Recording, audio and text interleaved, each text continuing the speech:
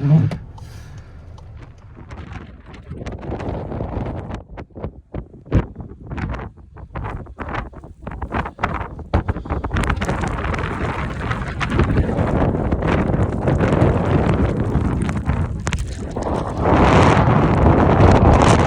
tow truck driver is also stuck off of the ramp.